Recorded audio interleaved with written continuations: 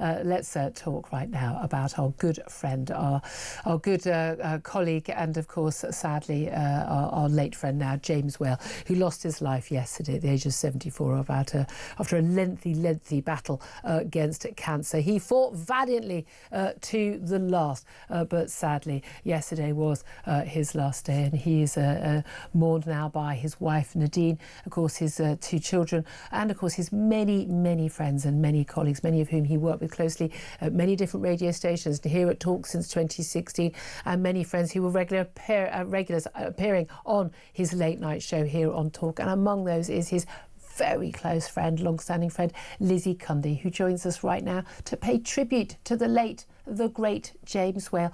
Very good afternoon to you, Lizzy. Hi, hello Julia, Hello. and thank you firstly for your gorgeous message. I really do appreciate that. Well, Thank I you, know how close you are to. I don't think I've ever seen James in the last few years without you being there. You're one of his fun friends, but you're also one of the the people he'll go drinking with and have a laugh with, but also one of the people who's been there at his side and at his wife Nadine's side when he's been going through the recurrence of the cancer. Tell us your sort of strongest memory of James. How are you going to remember him? Oh my word! Well, probably telling me off. Actually, yeah, Julia. there you go. Exactly. He was very good at that.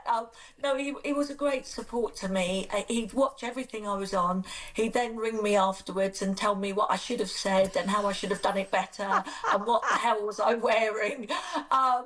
And I love that in James. And I lost my father quite young, and he became that father figure to me. And he often said to me, I was like the daughter he never had. So we had a very close bond. I met him nearly 30 years ago when he was first, diagnosed with kidney cancer, and he was wanting me to help him with the charity.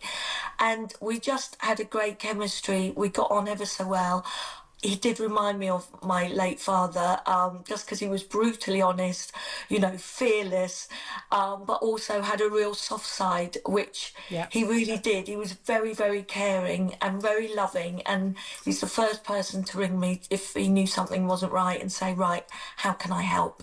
And that's a side a lot of people might not have known when they've seen or heard him over the years. He was one of the first people to put radio on the telly, and he's telling people, get off the air, throwing people out of studios and all of that.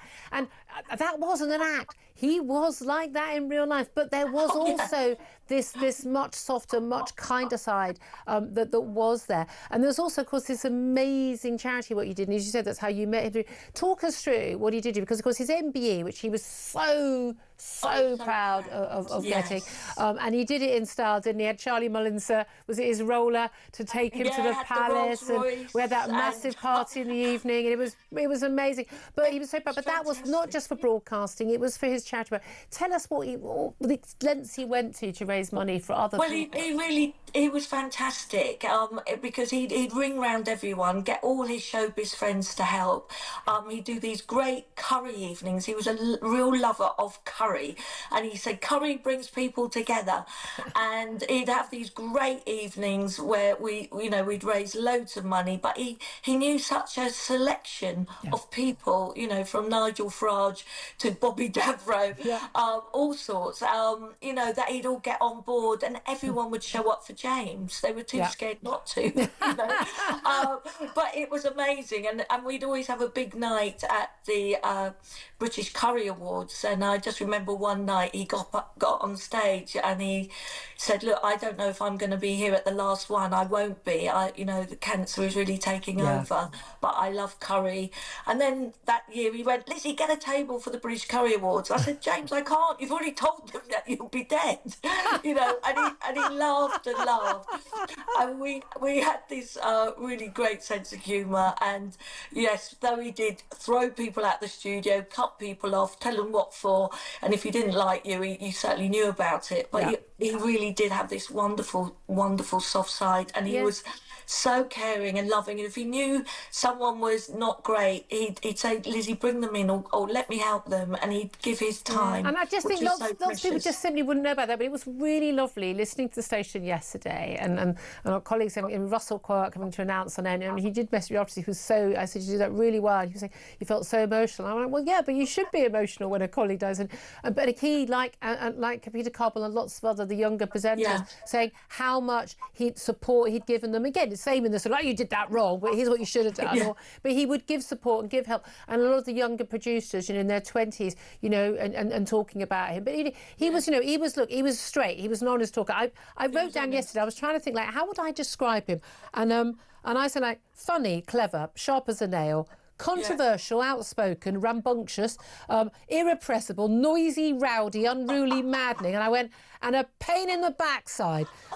And I was thinking also, the world is a lot quieter now. It just feels quieter already. It's going to be a quieter place without him, that's for sure. I mean, when I used to see him call me, usually late at night or after the show, we'd be on the phone for about an hour. But he would, it's so full of life until the end. He wanted to continue to work. Yeah. It was his focus, and it kept him going. And I think it really did give him so many more years having the show at TalkTV, where we had so many laughs on Saturday night. Oh, you did. He loved it, loved every moment of it. And he'd phone me after and say, how good was I doing this? And I'd go, yeah, you were great. And, and he had this huge love for his wife, Nadine. Yeah. I mean, that's the thing. People, he lost his wife, the mother of his two boys. He lost her to cancer. Then he battled cancer himself, and it's wonderful that he did find love again. And Nadine saying, look, I'm not walking away because you're dying of cancer, I'm still here. Yeah, and he said, look, what's happening, Nadine's got to look after me. And he said, she's so amazing. And his last words to me on Friday when I saw him at the hospice is, Lizzy, please look after Lady W. She's my world. And I that breaks my heart. But as you said, Julia, so many people have rung me saying how they've, James helped their careers. And Simon Cowell actually said to me that he became Mr. Nasty because of James Whale, watching those late night shows, copying the way James was with people. And he said it was just genius. And James would love that. Yeah, and also a lot of people, especially young people, don't realise, he really was, the father of phone-ins, bringing them to this country, and the shock jock title, which of course he loved. Yeah. This hadn't been done before. He was a revolutionary. He genuinely is a broadcasting great. And although he wasn't sort of, sitting on, Radio 2 his entire career like a lot of people from that generation, as Mike Graham was saying, he got fired a lot, but he picked himself up and he took his audience with him everywhere he went. He did indeed. I mean, I remember one of the times he did get fired, he rang me and he went, right, I've just been fired. Let's have a drink, celebrate, and let's think what we're going to do next. He wasn't someone that was going to sit in the corner and cry. My final thought, I was thinking, I'm not a believer in God, but I could just imagine he arrived at those pearly gates yesterday, didn't half give the Archangel Gabriel an earful, telling him what he was doing wrong. I mean, you could just imagine it. Well, he told me he's going to come and haunt me unless I put some clothes on. So I said, OK. But I really am going to miss him, Julia. And as I said, he's been like a father figure to me. So it's going to be tough. But I'm so grateful to have had him in my life. Oh, well, thank you so much for sharing those wonderful, wonderful memories. And I'm so glad you had such a wonderful friendship with him. You were a wonderful friend to him. I know that. He certainly spoke about that to me. Thank you very much. Thank you to everyone for those wonderful, wonderful tributes.